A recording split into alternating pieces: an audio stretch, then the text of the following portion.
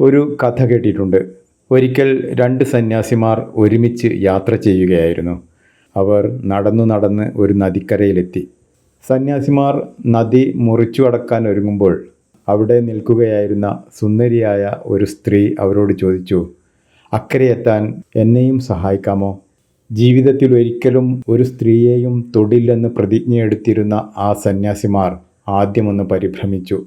എങ്കിലും മുതിർന്ന സന്യാസി ഉടനെ തന്നെ ആ സ്ത്രീയെ എടുത്ത് തോളിലിരുത്തി നദി മുറിച്ചു കടക്കാൻ ഒരുങ്ങി.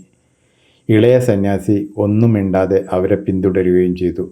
അങ്ങനെ അവർ അക്കരെ എത്തിയപ്പോൾ ആ സ്ത്രീയെ നിലത്തിറക്കി വെച്ചിട്ട് സന്യാസിമാർ യാത്ര തുടർന്നു.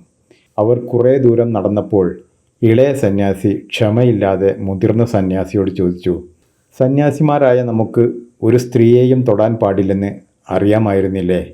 പിന്നെ എന്തിനാണ് നിങ്ങൾ ആ സ്ത്രീയെ തോളിലിരുത്തി നദി മുറിച്ചു കടന്നത്?"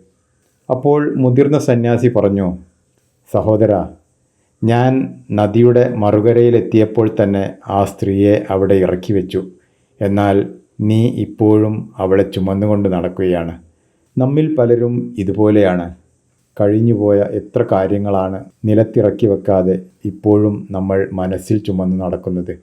അതുകാരണം നമ്മുടെ ഓരോ ദിവസത്തെയും സന്തോഷം നഷ്ടപ്പെടുന്നുവെന്ന് മാത്രമല്ല, ഇന്നത്തെ കാര്യങ്ങൾ ചെയ്യാനുള്ള നമ്മുടെ ഊർജത്തെ അത് ചോർത്തിക്കളയുകയും ചെയ്യുന്നു."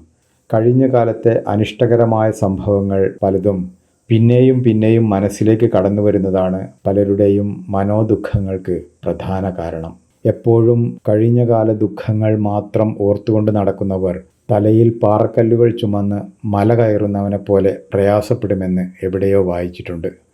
ഭൂതകാലവും ഭാവി കാലവും നമ്മുടെ നിയന്ത്രണത്തിലുള്ള കാര്യങ്ങളല്ല. ഇപ്പോൾ നമ്മുടെ മുമ്പിലുള്ള വർത്തമാന നിമിഷത്തെ എത്ര നന്നായി അനുഷ്ഠിക്കാൻ നമുക്ക് കഴിയുന്നുവോ അതായിരിക്കും നമ്മുടെ ഭാവി ജീവിതത്തിൻ്റെ ഗുണനിലവാരത്തെ നിശ്ചയിക്കുന്നത്.